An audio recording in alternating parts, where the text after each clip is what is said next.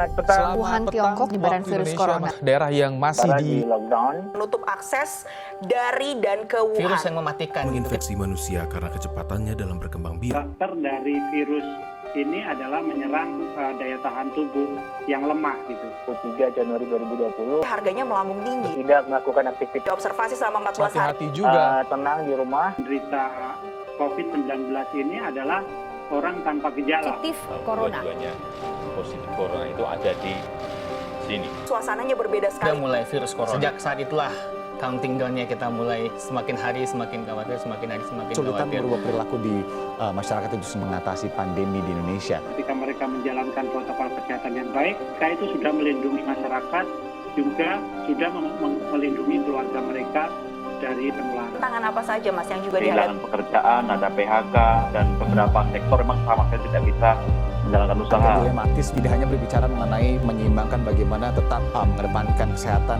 tapi juga menyelamatkan ekonomi. Pekerjaan mereka, pendapatan mereka, hak mereka untuk bekerja mengalami banyak sekali dilema. Daya beli mereka semakin merosot tajam. 15 juta Anda katakan sebagai orang yang miskin baru, rentan miskin dan miskin. Bagaimana tuh caranya untuk bisa bertahan? Penurunan yang paling besar setelah kita mengalami krisis 97-98 yang Paling lalu. tidak memulihkan perekonomian kita. Jumlah bantuannya tidak nendang untuk mengganti konsumsi yang hilang. Sosial selama pandemi ini tidak optimal, yang rentang miskin menjadi 30% saja, itu sudah lebih dari 10 juta. Bagaimana masyarakat bisa memahami ini? Butuh proses dan butuh waktu. Hingga pengorbanan tenaga medis bisa membuahkan hasil. Kita juga nakes ini semua punya keluarga. Ayah, kapan pulang? Kapan pulang? Saya juga ayah cuma bisa sabar, ayah. Hari ini terjadi penambahan kasus positif yang cukup tinggi, yaitu 5.272. Akibat keramaian-keramaian yang panjang ataupun demo, angka 5.000-an masih setengah dari estimasi terendah. Kebijakan pemerintah menyeimbangkan penanganan kesehatan dengan pemulihan kondisi ekonomi di tengah resesi. Lalu kapan keseimbangan itu bisa terwujud?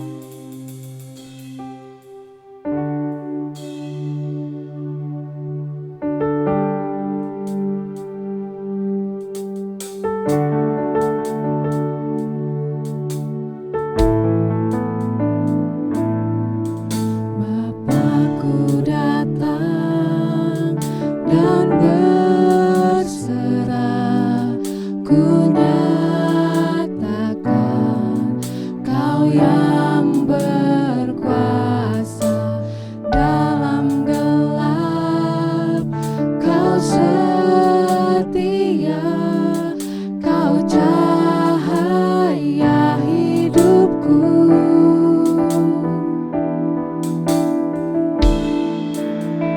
Kau kuatkan aku bertahan, Kau harapan dalam kesesakan,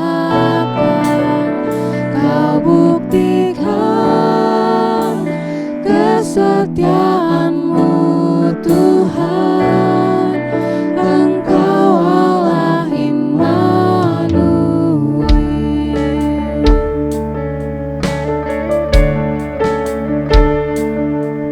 Bapakku datang untuk menyembah, ku nyatakan Kau yang bertahta dalam lemah, Kau sempurna, Kau cahaya bagiku.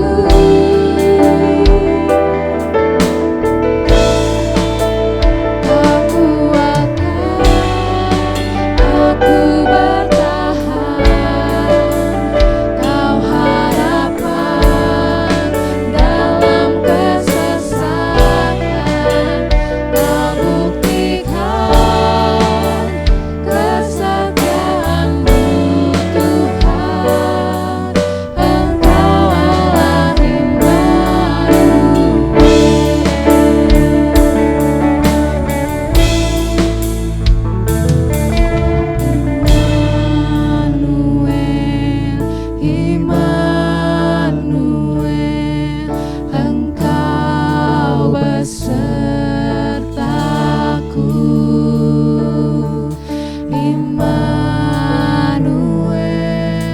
Immanuel, Engkau Allah besertaku. Immanuel, Immanuel, Engkau besertaku.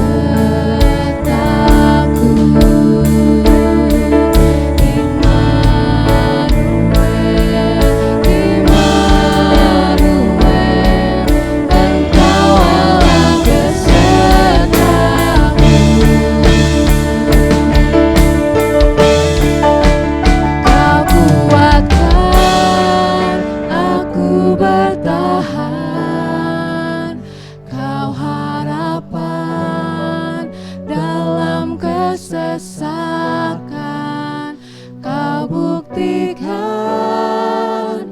kesetiaan-Mu Tuhan, Engkau Allah Immanuel. Kau kuatkan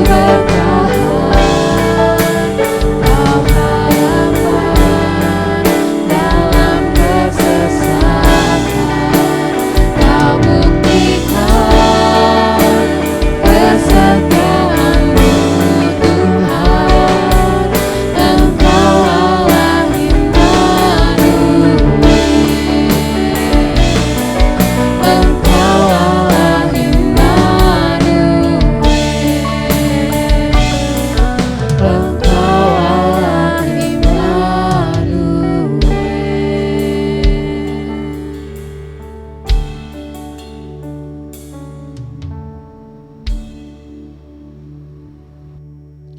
Shalom Bapak Ibu Saudara sekalian, selamat datang di dalam ibadah perayaan Natal Klinik Utama Elim. Kita bersyukur di tengah kondisi yang tidak mudah, di tengah situasi pandemi seperti ini kita masih tetap diberikan kesehatan dan hari ini kita masih bisa merayakan Natal. Karena itu marilah kita bersyukur kepada Tuhan dan kita mulai ibadah Natal kita hari ini dengan satu pengakuan bahwa pertolongan kita datangnya dari Allah yang menciptakan langit dan bumi. Turunlah atas kita sekalian berkat rahmat dan cinta kasih yang daripada Tuhan kita Yesus Kristus beserta dengan Roh Kudus.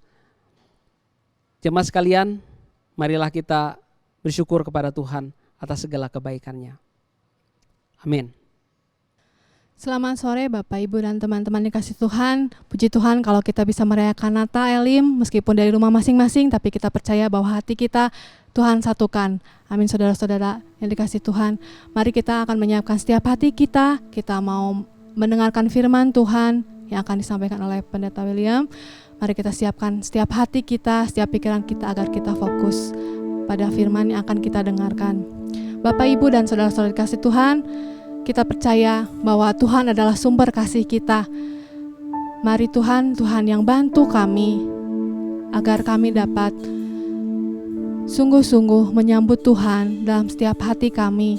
Kami dapat sungguh-sungguh menyambut kedatangan-Mu dengan hati yang penuh harapan, hati yang penuh dengan sukacita.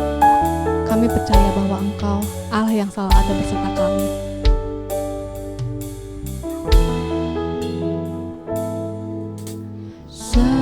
Seperti palungan,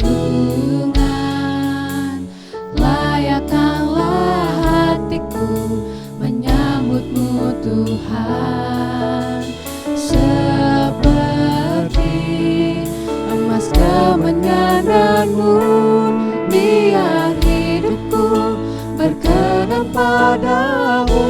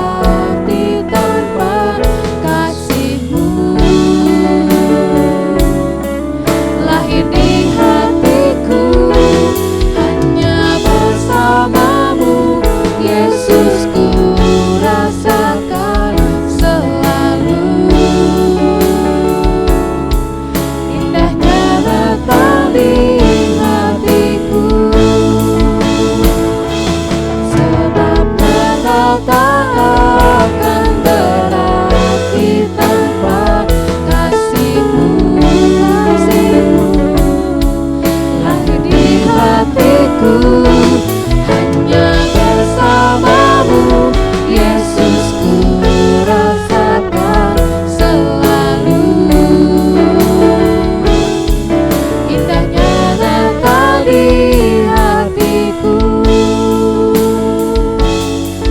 indahnya Natal di hatiku, indahnya Natal di hatiku.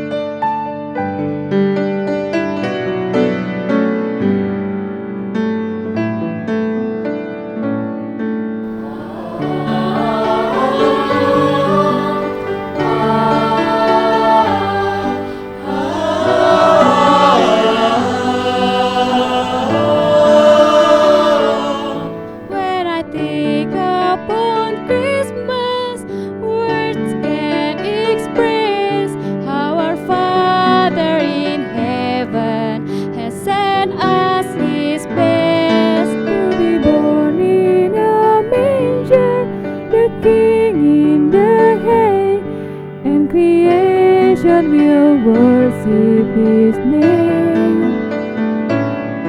For the joy of the world He was born, bringing peace to us all through the gift of the Son. Now the darkness of ages are gone, for the Savior of heaven has come.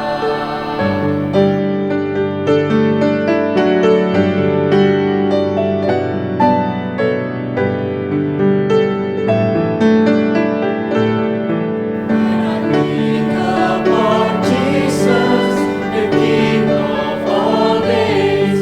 I can help but respond with an offering of praise. Like the wise men and shepherds, I follow your light. Like the angels, I leave your name high. For the joy of the world you were born, bringing peace to us all through the gift of your love. Now the darkness of ages are gone, for the Savior of heaven has come.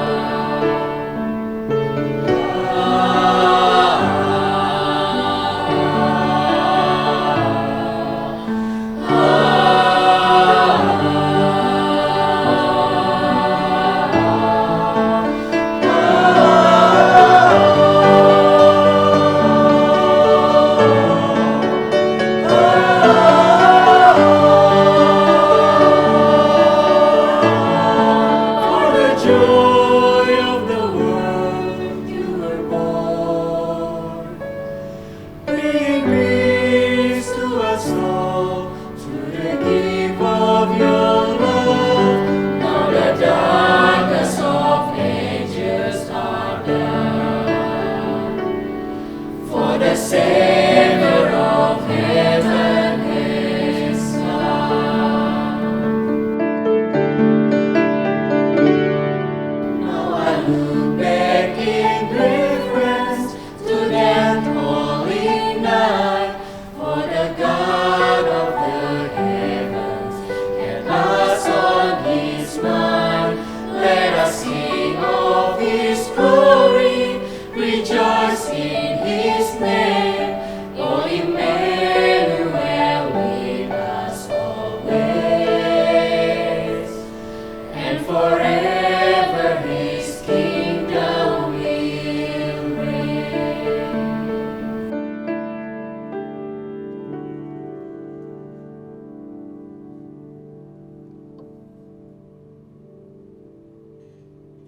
Mari kita berdoa sebelum kita menerima berkat firman Tuhan Natal ini. Bapa di dalam surga, kami bersyukur untuk ibadah yang kami boleh bangun, kami bersyukur untuk pujian penyembahan yang kami boleh naikkan, dan terlebih kami bersyukur untuk Tuhan yang hadir. Kami percaya hadir bersama-sama dengan kami saat ini, momen ini. Kami boleh diberikan kesempatan untuk membangun ibadah ini di tengah-tengah dunia yang sedang galau, yang sedang dalam problem. Kami punya momen untuk kami boleh bersama dengan Tuhan. Ini adalah sebuah momen yang istimewa. Natal selalu istimewa bagi kami. Namun kami berdoa biarlah kiranya bukan saja Natal menjadi sebuah momen sentimental dalam kehidupan kami, tapi boleh menjadi momen yang menggerakkan kami untuk menemukan tujuan Tuhan yang real, yang besar, yang melampaui diri kami hari ini. Biarlah firman Tuhan diberitakan, biarlah roh kami digerakkan, biarlah kebenaran dan firman akan dimeteraikan dalam kehidupan kami. Kami menyambut berkat firman Tuhan, kami berdoa di dalam nama Tuhan Yesus. Yang percaya katakan, amin. Amin.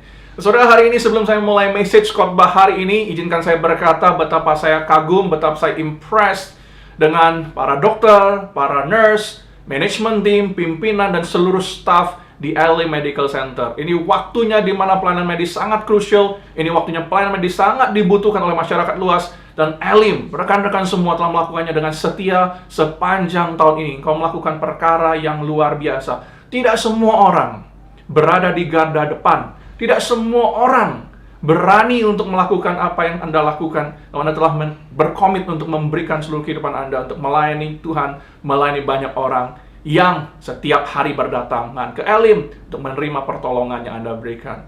Thank you for doing that. Saya sangat bersyukur untuk Ki Hoyung Tong yang memiliki, yang bersama dengan Elim untuk boleh melayani masyarakat luas di ujung tombak, melayani mereka yang membutuhkan. Saudara, momen seperti hari ini, saya teringat satu kutipan ditulis oleh seorang teolog Roma Katolik. Dia bernama Father Ron Rolheiser. Dalam bukunya Sacred Fire, dia berkata demikian, "Crisis of every kind will find us." Terjemahan bahasa Indonesianya kira-kira demikian. Krisis dalam berbagai bentuk akan selalu menjumpai kita. Krisis masuk dalam kehidupan kita bukan hanya menantang kita untuk menjaga keseimbangan dan stabilitas kehidupan kita, tapi krisis menjadi sebuah undangan, dia berkata. Krisis adalah sebuah undangan untuk meregangkan hati dan pikiran kita, untuk men-stretch hati dan pikiran kita, untuk mendorong kita berubah dari orang-orang baik. Perhatikan, berubah dari orang-orang baik menjadi orang-orang hebat. Dia berkata, crisis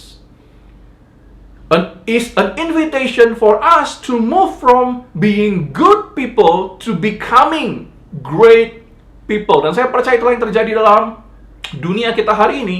Di dalam krisis, kita berjumpa dengan orang-orang yang biasa kelihatannya menurut ukuran dunia menjadi orang-orang hebat, dan itulah yang saya percaya Elim lakukan. Nah, saudara, hari ini dalam ibadah perayaan Natal bersama dengan keluarga besar Elim, kita akan belajar bagaimana menikmati, menghidupi kehadiran Tuhan secara nyata di tengah-tengah dunia yang problematik, di tengah-tengah crisis. Nah, hari ini kita akan belajar dari satu tokoh yang seringkali terlupakan dalam kisah Natal, satu tokoh yang tidak tampak menonjol dibandingkan dengan banyak tokoh lain, banyak figur lain yang kita sering dengar, yang sering kita baca di Alkitab kita. Dia bukan protagonis utama, dia juga tidak punya dialog yang dia katakan, dia bisa dikatakan adalah seorang dengan karakter yang silent character. Perannya lebih seperti peran pembantu, tapi kesaksian hidupnya jauh dari biasa loh. Kita mau menyelami hari ini peran Yusuf. Yusuf sebagai suami dan ayah yang sangat tidak biasa di tengah-tengah dunia yang katakan messy, berantakan, dalam krisis juga. Mari kita baca, saya baca untuk saudara Matius 1 ayat 18 sampai dengan 21. Demikian firman Tuhan. Kelahiran Yesus Kristus adalah seperti berikut. Pada waktu Maria, ibunya bertunangan dengan Yusuf, ternyata ia mengandung dari Roh Kudus sebelum mereka hidup sebagai suami istri. Ayat yang 19. Karena Yusuf suaminya seorang yang tulus hati, ia tidak mau mencemarkan nama istrinya di muka umum, ia bermaksud menceraikannya dengan diam-diam. Tetapi ketika ia mempertimbangkan maksud itu, malaikat Tuhan nampak kepadanya dalam mimpi dan berkata, "Yusuf anak Daud, janganlah engkau takut mengambil Maria sebagai istrimu." Yusuf, jangan takut mengambil Maria sebagai istrimu, sebab anak yang di dalam kandungannya adalah dari Roh Kudus. Itu bukan anak haram, itu bukan anak orang lain, itu adalah anak dari buah, di dalam kandungannya adalah dari Roh Kudus. Ayat yang ke-21, iya, Maria akan melahirkan anak laki-laki, dan engkau, Yusuf, engkau yang akan memberikan nama kepadanya. Nama bayi itu, nama anak itu ialah Yesus. Engkau yang akan memberikan nama kepadanya, karena dialah yang akan menyelamatkan umatnya dari dosa mereka. Saudara, perhatikan firman Tuhan, perhatikan berita ini, perhatikan kisah ini. Saudara, kalau kita selami karakternya Yusuf, kita akan tahu bahwa nggak mudah hidup sebagai Yusuf. Karena apa? Karena dia pemuda rata-rata, tanpa keahlian yang memungkinkannya menjadi konglomerat. Kelihatannya tidak ada. Dan dia juga adalah seorang yang kelihatannya karakternya itu memang silent karakter, nggak terbaca satu kali pun dia berkata apapun dialog di Alkitab. Beda dengan Maria. Waktu Maria dengar panggilan Tuhan, dia memang dia perlu waktu untuk mencernanya. Tapi Maria tuh, karakter Maria di dalam Alkitab kita punya dialog yang dia katakan. Dia pernah berkata kepada malaikat Tuhan. Dia berkata kepada Tuhan, sesungguhnya aku ini hamba Tuhan, jadilah padaku menurut perkataanmu itu. Lukas 1 ayat 38. Itu Maria, itu dialognya Maria. Namun tidak demikian dengan Yusuf. Dia setia, Yusuf setia dalam perannya yang silent itu. Dia setia dalam peran yang diam, dan dia adalah orang yang humble. Namun, sekalipun dia diam, sekalipun nggak ada dialognya, dia menjadi dirinya dengan karakter yang kuat di tengah-tengah banyak permasalahan. Ini karakter luar biasa dari seorang Yusuf. Karakter yang kuat di tengah-tengah dunia yang berantakan. Karakter yang kuat di tengah-tengah krisis kehidupan dan keluarganya yang tidak mudah dilewatin. Saudara, krisis mengungkap karakter kita yang sejati. Kita sering dengar tentang hal ini. Kita sering dengar bahwa crisis reveals our true character. Crisis reveals our true self. Dan benarlah demikian. Karakter yang Yusuf hidupi menolong kita melihat Yusuf sebagai pribadi seperti apa. Ya toh? Di tengah krisis, di tengah banyak hal yang tidak ia pahami, Yusuf menunjukkan dia adalah seorang dengan karakter yang tenang. Tenang. Walaupun tentu saja ada banyak gejolak dalam hatinya, tapi dia adalah orang yang tenang menghadapi semuanya tersebut. Nah, perikop tadi menunjukkan kepada kita bahwa Yusuf tidur dan bermimpi. Saudara, fakta bahwa Yusuf tidur itu adalah fakta yang sebenarnya fakta yang sudah cukup luar biasa loh. Banyak loh orang susah tidur di tengah krisis. Saya berbicara dengan banyak orang dalam season ini. Ada orang berkata bahwa ada banyak hal yang tense terjadi, ada banyak pergumulan. Beberapa berkata kepada saya susah tidur, insomnia. Karena apa? Banyak pikiran, banyak pergumulan. Tapi perhatikan, Yusuf tidur di tengah banyak hal yang dia alami. Berat loh jadi Yusuf itu. Istrinya hamil tanpa diketahui siapa yang menghamili. Bayangkan suasana hatinya, sudah pikir tuh. Kita suami-suami, kita para pria, coba pikir kalau kita jadi Yusuf, apa yang akan kita lakukan? Nggak mungkin setenang Yusuf. Ya toh? Istri hamil, nggak tahu siapa bapaknya. Bayangkan suasana hatinya Yusuf. Bayangkan kekecewaan dan emosi yang dia rasakan. Nggak mungkin kan dia tidak terluka. Mustahil kita berkata Yusuf tidak terluka. Ya toh, dia pasti kecewa, dia pasti ada emosi yang dia rasakan. Pun demikian, Yusuf tuh masih memikirkan nama baik dan status sosial Maria. Dia tuh sangat concern dengan Maria. Kalau dia ceraikan Maria karena kehamilannya, apa yang akan terjadi dengan kehidupan Maria? Maria akan terancam, dirajam sampai mati. Jadi ini yang dia pikirkan, nanti deh setelah lahir anak itu, baru nanti ku ceraikan diam-diam. Orang juga nggak perlu tahu, Maria tenang. Orang tidak ada yang menyalahkan Maria, dan orang mungkin cuma menyalahkan aku saja. Wow, karakter itu luar biasa, saudara. Dan kayaknya Yusuf cukup settle dengan pertimbangan tersebut. Tapi kemudian setelah cukup settle, tiba-tiba Tuhan berkata, ada satu situasi di mana dia harus berangkat keluar kota lagi. Bareng-bareng dong jadi sama Maria dalam keadaan hamil. Dia harus temenin Maria lagi. Dia mendampingi Maria dengan setia melalui semua kesulitan itu tanpa bersikap jahat kepada Maria. Sekali lagi, ini semua, saudara, kita harus tahu nih ya, ini semua terjadi bahkan sebelum dia tahu apa yang sesungguhnya terjadi. Dia belum tahu itu adalah bayi yang dari kandungan Maria adalah dari Roh Kudus. Dia belum tahu. Tapi sekalipun dia belum tahu dia sebaik itu. Waktu dia kemudian merespon atas pesan Tuhan dengan sangat tenang, dengan taat, itu menunjukkan karakter di dalamnya yang memang hebat, karakter Yusuf itu. Karakternya memang tenang. Menurut ukuran dunia, dia dikhianati oleh Maria. Kan? Kalau dia belum tahu, kan dia pasti berpikir dia dikhianati. Tapi menurut ukuran dunia, dia dikhianati sekalipun, keputusan yang dia ambil menunjukkan, nanti saja aku ceraikan diam-diam, keputusan itu menunjukkan bahwa dia adalah pribadi yang penuh kasih dan komit pada keselamatan dan kesejahteraan Maria. Semuanya berangkat dari mana? Dari karakternya. Dari cintanya kepada Maria yang gak goncang. Dia bergerak dari kasih, bahkan sebelum Tuhan berbicara kepadanya.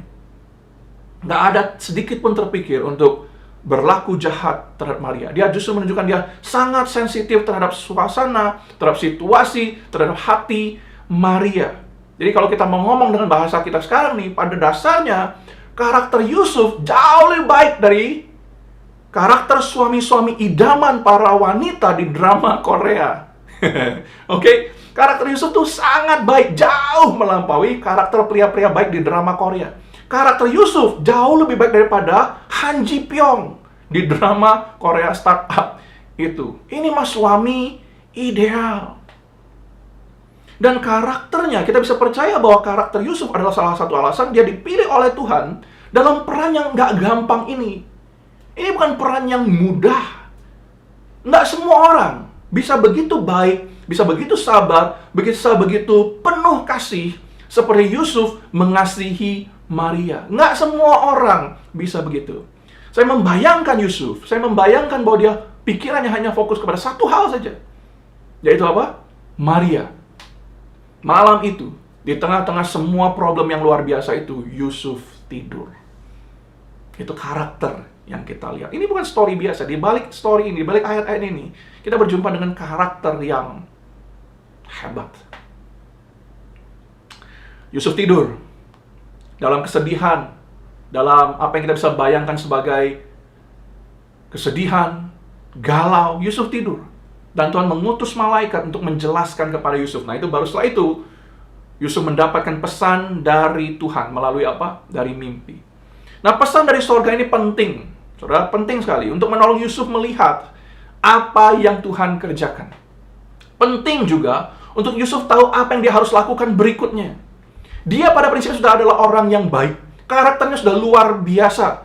Pilihannya menunjukkan bahwa dia adalah orang yang hebat dan Yesus akan lahir, Maria akan baik-baik saja. Tapi Tuhan nggak cukup, tidak merasa cukup. Yusuf hidup sebagai orang baik. Yusuf berjumpa dengan malaikat. Dan malaikat itu berkata kepadanya, Yusuf anak Daud, jangan kau takut mengambil Maria sebagai istrimu, sebab anak dalam kandungannya adalah dari Roh Kudus. Dia akan melahirkan seorang anak laki-laki dan aku mau engkau menjadi ayah. Aku mau engkau mengambil peranmu. Ini peran yang aku ingin kau mainkan, Yusuf. Engkau akan memberikan dia nama. Namanya adalah Yesus. Sebab dialah yang akan menyelamatkan umatnya dari dosa mereka. Saudara, itu adalah momen yang luar biasa di mana Tuhan membuka sebuah kebenaran kepada Yusuf. Itu adalah momen di mana Tuhan berbagi rencana besarnya akan keselamatan dunia kepada Yusuf yang sederhana, yang biasa. Tuhan melibatkan Yusuf. Bukan saja Tuhan mengungkapkan rencananya, Tuhan melibatkan Yusuf untuk berbagian dalam rencana besar. Rencana maha besar Tuhan untuk keselamatan dunia. God reveals His plan to Joseph, His grand design so Joseph can join in the game. Tuhan menyatakan rencana besarnya kepada Yusuf supaya Yusuf bisa berbagian, terlibat di dalam rencana besar tersebut. Nah, saya membayangkan gini nih, Yusuf tidur galau. Tapi waktu dia bangun, dia berjumpa dengan sebuah kebenaran yang baru. Waktu dia bangun, dia terbangun dari sebuah tidur dan berjumpa dengan kebenaran spiritual yang fresh. Dia tidak lagi bisa melihat dengan dunia dengan perspektif yang sama. Dia nggak bisa lagi melihat krisisnya dengan cara yang sama. Dia tahu sekarang krisisnya, problemnya itu bukan problemnya. bukan problem dirinya sendiri, bukan problemnya Maria. Tapi ini adalah soal rencana Tuhan untuk semua orang. Tuhan membuat Yusuf melihat dunia dengan kacamata yang berbeda. Tuhan menolong Yusuf melihat dunia dengan perspektif yang besar, perspektif ilahi, perspektif surga. Nah, alih-alih membiarkan Yusuf bergerak hanya dengan perspektif manusianya yang terbatas, Tuhan membangunkan Yusuf pada sebuah realita rohani, realitas spiritual yang jauh lebih besar dari yang sanggup Yusuf bayangkan. Singkatnya, Tuhan memanggil Yusuf untuk hidup melampaui karakternya. Tuhan memanggil Yusuf untuk hidup melampaui dirinya. Tuhan memanggil Yusuf untuk hidup melampaui pikirannya. Yusuf sudah punya rencana, dan rencananya baik. Bersama dengan Maria, anak itu lahir, baru kuceraikan diam-diam. Maria dan bayi itu akan baik-baik saja. Itu berangkat dari karakternya.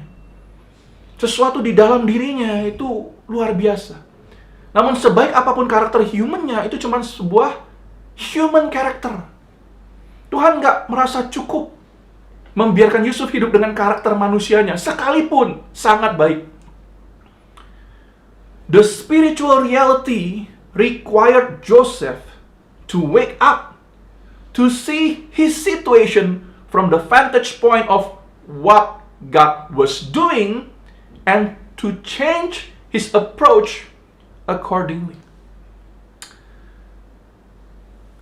Realita rohani yang Tuhan singkapkan kepada Yusuf, rencana keselamatan yang Tuhan singkapkan kepada Yusuf, menuntut Yusuf untuk bangun dari tidurnya, untuk lebih sadar melihat dunianya, untuk melihat situasi tersebut dari sisi Tuhan, dari sisi ilahi, dari sisi surga, supaya dia bisa hidup berbeda, membangun kehidupannya dengan berbeda. Itu berarti apa? Yusuf tuh harus melepaskan idenya. Dia harus melepaskan agendanya, rencananya. Dia harus melepaskan dirinya supaya dia bisa hidup pada realita Tuhan. Tentu gak gampang. Tentu tidak mudah buat kita melepaskan mimpi kita untuk mengerjakan apa yang Tuhan ingin kita kerjakan. Gak gampang. Namun Yusuf meneladankan betapa penting, betapa perlu untuk menanggalkan keakuan kita untuk hidup dalam realitas spiritual yang sesungguhnya, yang Tuhan bukakan. Yusuf harus melampaui mengatasi dirinya untuk melihat apa yang hanya bisa dia lihat dari mata fisiknya. Dia harus wake up, dia harus bangun. Dan Tuhan membangunkan dia, atau Tuhan menyadarkan pada dia bahwa hidupnya itu bukan sekedar cuma hidup untuk dirinya sendiri atau untuk Yusuf, untuk Maria dan Yesus. Dia hidup untuk rencana besar Tuhan. Itu berarti apa? Yusuf harus mengatasi, melampaui, berdiri di atas rasa sedihnya, rasa sakitnya, kebingungannya sendiri untuk percaya bahwa semua itu terjadi untuk penggenapan janji Tuhan yang telah dinubuatkan melalui para nabi akan Mesias yang akan datang. Dan waktu Yusuf berkata ya kepada Tuhan, dia menunjukkan keberaniannya. Keberanian untuk melangkah di dalam jalan iman. Di jalan yang dia tidak pernah bayangkan sebelumnya. Dia berada, oleh karena dia berkata ya kepada Tuhan itu, Yusuf berada tepat di tengah-tengah kisah terbesar sepanjang masa. Kelahiran juru selamat dunia. Nah saudara, seperti Yusuf, kita berada di tengah-tengah tantangan hari kita. Hari ini. Kita berada di tengah-tengah krisis hari ini. Kita menghadapi krisis dunia yang besar, dan kita punya krisis pribadi kita masing-masing. Problem keluarga kita masing-masing. Sebagai orang percaya, sejauh yang dapat kita lakukan sebagai orang percaya, sebagai murid Kristus, sebagai dokter, sebagai perawat, sebagai profesional, sebagai petugas medis, sebagai siapapun, kita hanya berusaha mengatasi problem kita dengan melakukan yang terbaik yang bisa kita lakukan. Benar nggak? Kita hanya berusaha menjadi diri kita yang terbaik. Namun kisah Yusuf menunjukkan kepada kita bahwa Tuhan tidak hanya rindu untuk kita hidup menjadi diri kita yang terbaik. Tuhan berkata bahwa Dia rindu kita hidup dalam realitas spiritual. Tuhan rindu kita hidup dalam sebuah realita rohani untuk tujuan yang lebih besar dari diri kita sendiri. Tuhan rindu kita hidup untuk penggenapan karya Injil. Tuhan rindu, Tuhan memanggil kita untuk hidup, untuk menjadi berkat bagi bangsa-bangsa, untuk memberitakan Yesus dalam apapun yang kita perbuat.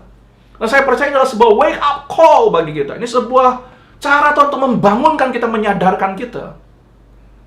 Saya percaya Tuhan sedang membukakan kepada kita di tengah-tengah krisis, di tengah-tengah pandemi hari ini. Tuhan sedang mereveal sesuatu yang besar. Tuhan sedang menunjukkan kepada kita sebuah realitas spiritual di mana kita dipanggil untuk hidup bagi tujuan kekal Tuhan. Pandemi mereveal, menyingkap kepada kita bahwa tidak ada apapun yang kita bisa sandari di tengah-tengah dunia yang bisa sewaktu-waktu hancur berantakan ini. Hanya Tuhan yang bisa kita andalkan. Dan krisis seperti yang Yusuf alami menolong kita belajar juga bahwa Tuhan tidak mau kita cuma sekedar jadi orang baik.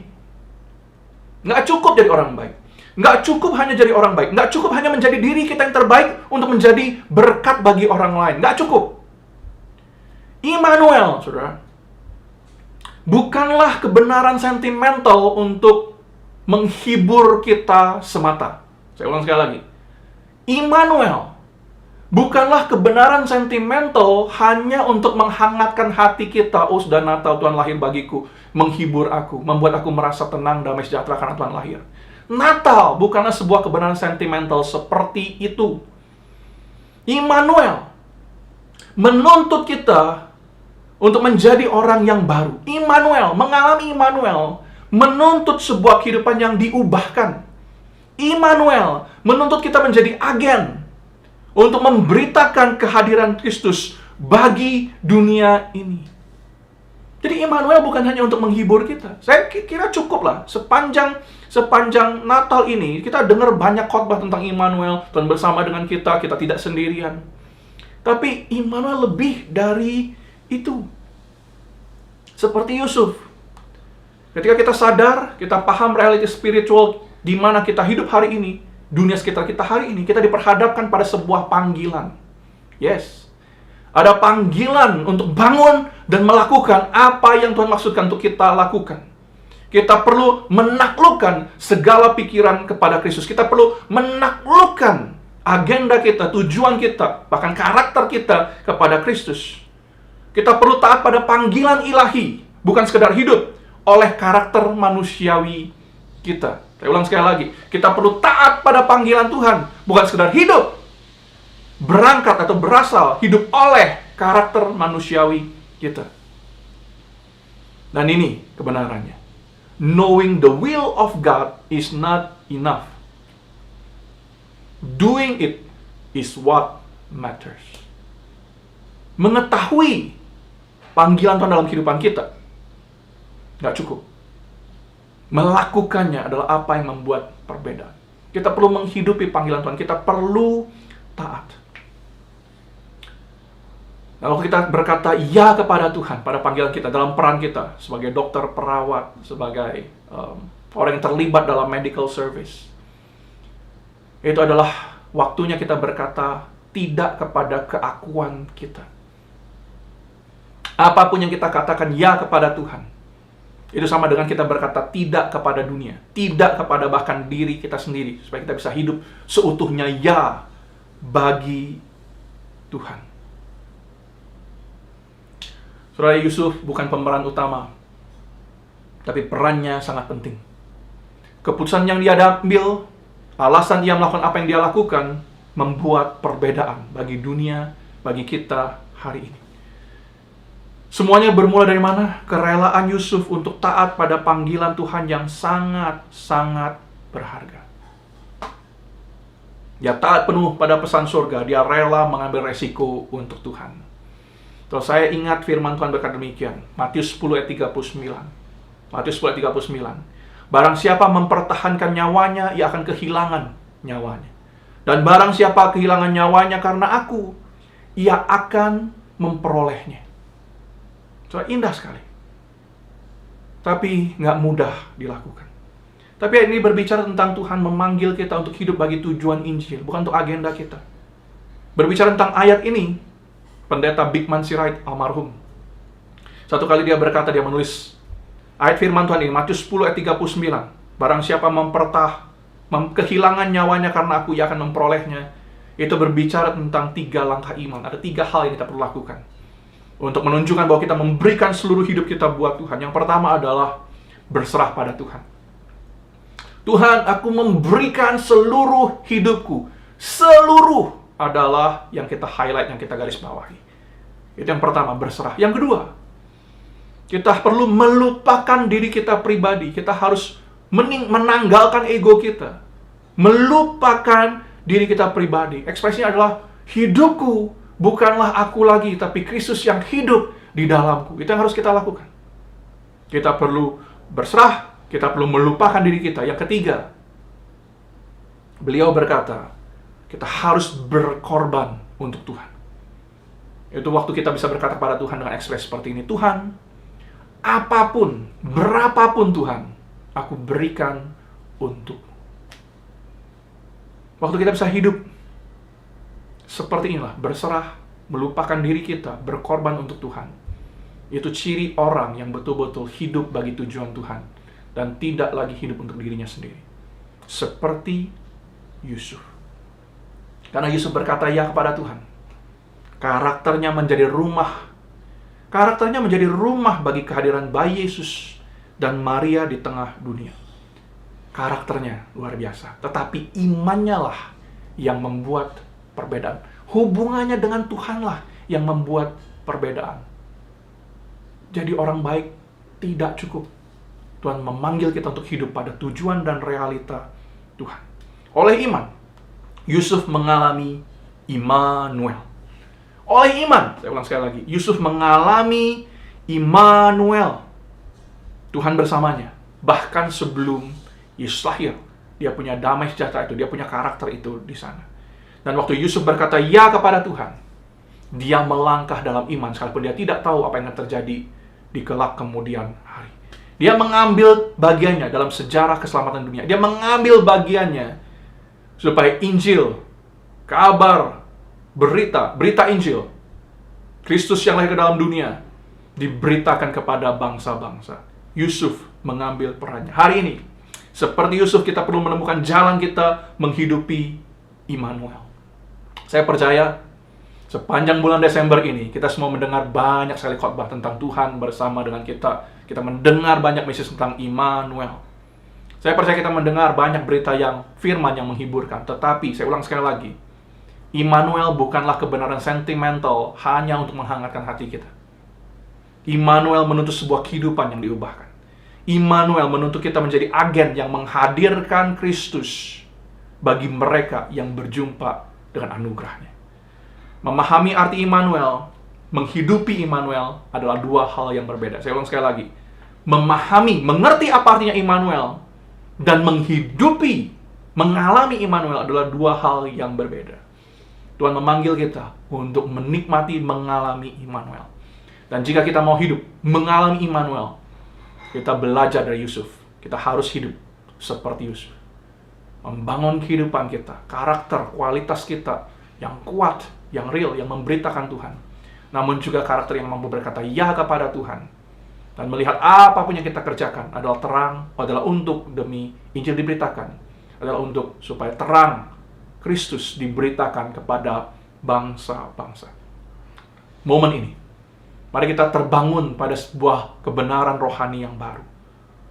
Mari kita belajar untuk tidak melihat dunia dengan cara yang sama, dan melihat dunia seperti Tuhan melihatnya. Bahwa Tuhan rindu hadir untuk semua orang. Mari kita jadi agen berkat Tuhan, membawa Immanuel bagi mereka yang membutuhkannya. Mari beritakan Yesus. Amin. Mari kita berdoa.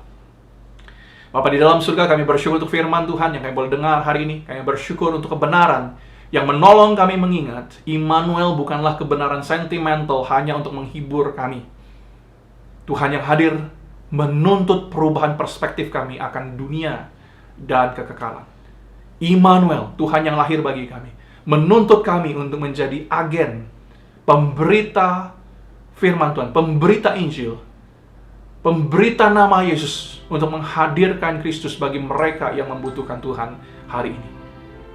Biarlah dalam peran yang kami mainkan, kami boleh mengingat panggilan kami, supaya kami boleh selalu ingat, tidak cukup jadi orang baik.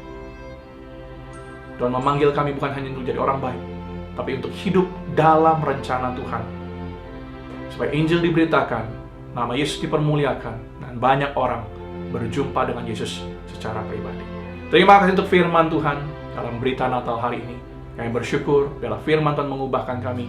Kami bersyukur, kami berdoa di dalam nama Tuhan Yesus. Amin.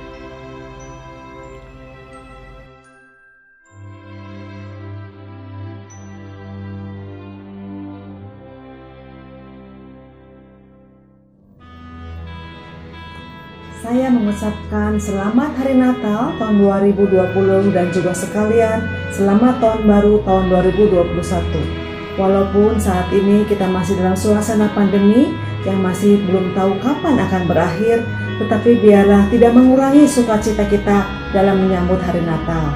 Marilah kita tetap bersemangat dalam melakukan tugas dan pelayanan kita, karena justru pada saat-saat inilah banyak orang yang membutuhkan pengharapan, membutuhkan kekuatan, membutuhkan support. Biarlah Elim tetap menjadi alat bagi kemuliaan nama Tuhan dan dapat berdampak positif bagi masyarakat. Amin. Shalom semua, dengan penuh sukacita saya Peti, HRD Klinik Utama Elim, mengucapkan selamat Natal buat kita semua warga Klinik Utama Elim. Biarlah dengan Natal ini, walaupun masih dalam masa pandemi, kita akan semakin dikuatkan, dimampukan dalam setiap tugas serta tanggung jawab kita. Maju terus dalam Tuhan, berubah ke arah yang lebih baik dalam segala hal, dan semangat Natal yang Tuhan anugerahkan kepada kita dapat menjadi berkat bagi semua orang. Immanuel, Tuhan beserta kita. Terima kasih semuanya. Selamat Hari Natal untuk seluruh karyawan Elim, untuk Yayasan Klinik Utama Elim, untuk semua yang tidak bisa disebutkan satu persatu, dan selamat tahun baru juga 2021. Biarlah pengharapan, kasih, sukacita, dan damai sejahtera selalu mengiringi kita. Shalom, selamat Natal semua. Selamat Natal untuk rekan BPH, untuk tim manajemen, untuk dokter-dokter, untuk staf, semua karyawan Elim. Salam bahagia, Tuhan yang selalu beserta dengan kita. Natal tahun ini adalah Natal yang paling istimewa yang kita alami. Mungkin dalam hidup kita, sekali ini kita mengalami Natal lewat Zoom.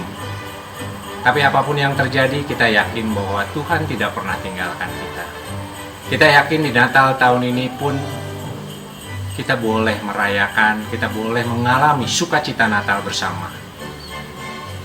Biarlah melalui Natal kita diingatkan, Tuhan selalu mengasihi kita. Tuhan tidak pernah tinggalkan kita.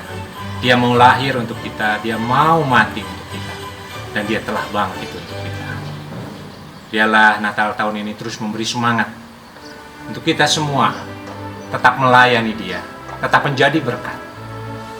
Biarlah Elim sebagai institusi kesehatan, kita boleh menjadi berkat tengah masyarakat.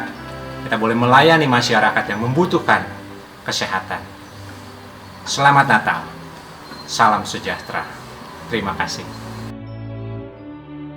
Puji Tuhan, teman-teman dan ibu bapak yang di rumah, kita boleh lebih bersyukur kalau kita boleh menyambut Tuhan dalam Natal tahun ini, meskipun kita dengan suasana Natal yang berbeda dengan tahun lalu, tapi kita percaya bahwa sukacita Tuhan tidak akan pernah larut dalam kehidupan kita. Amin. Kita percaya bahwa Tuhan sungguh hadir dalam hati kita. Mari kita bersama bersyukur, mari kita bersorak bersyukur, mari kita agungkan namanya, karena Tuhan senang untuk dipuji. Hai dunia, gembiralah dan sambut Rajamu, di hatimu terimalah bersama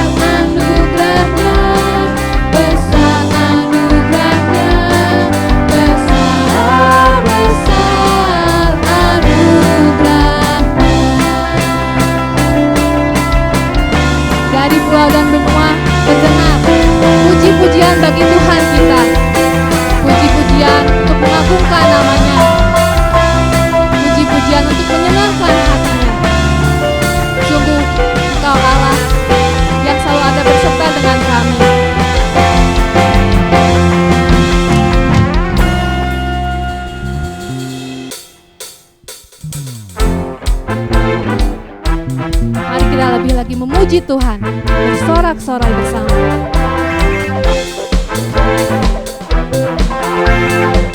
Katakan dari pulau dan benua. Dari pulau dan benua terdengar selalu terus lagu pujian semua bagi nama penebus. Katakan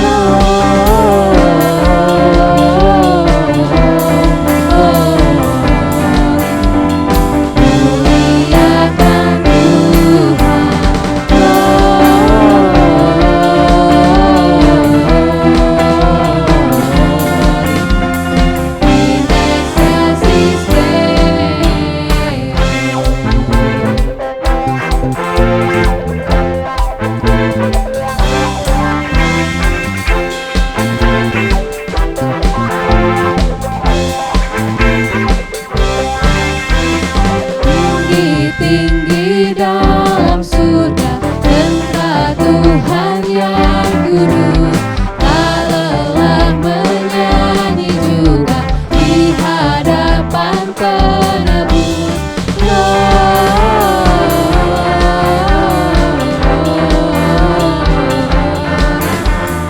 Muliakan Tuhan.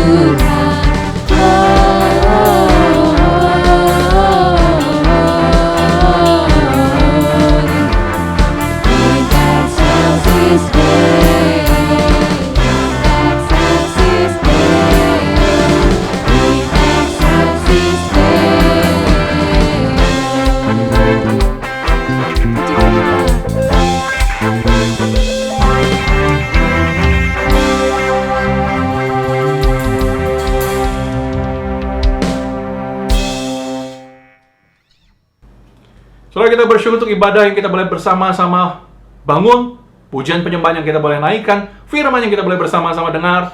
Biarlah kita menutup ibadah kita hari ini, biarlah kita menyiapkan hati kita, dan kita menerima berkat Tuhan. Arahkanlah hatimu dan terimalah berkat Tuhan. Saudara, Tuhan memberkati engkau dengan kekuatan, kesehatan, vitalitas Tuhan untuk menapaki hari-hari di depan, dalam mengerjakan peran yang Tuhan percayakan untuk engkau mainkan. Tuhan memberkati engkau dalam usaha, dalam bisnis, pekerjaan, dalam setiap hal yang kau kerjakan. Dalam terang firman Tuhan, Tuhan jadikan berhasil, berlipat gandakan berkat dalam kehidupanmu. Tuhan memberkati engkau dengan damai sejahtera ketenangan Tuhan, melewati situasi yang tidak mudah hari ini. Tuhan memberkati engkau dan seisi keluargamu. Tuhan memberkati engkau dengan roh yang diperbaharui sehari demi sehari, roh yang kuat, roh yang mengalami Immanuel, bukan hanya mengerti Immanuel. Untuk mengalami kehidupan yang diubahkan, untuk hidup pada tujuan Injil. Biarlah kiranya kasih daripada Allah Bapa, anugerah dalam Tuhan Yesus Kristus, damai sejahtera Roh Kudus, memimpin, menjaga, memelihara kehidupanmu dari hari ini sampai selama-lamanya. Percaya katakan, amin, amin, amin. Feliz Navidad, Feliz Navidad, Feliz Navidad, prospero año y felicidad. Feliz Navidad, Feliz Navidad, Feliz Navidad, prospero año y felicidad.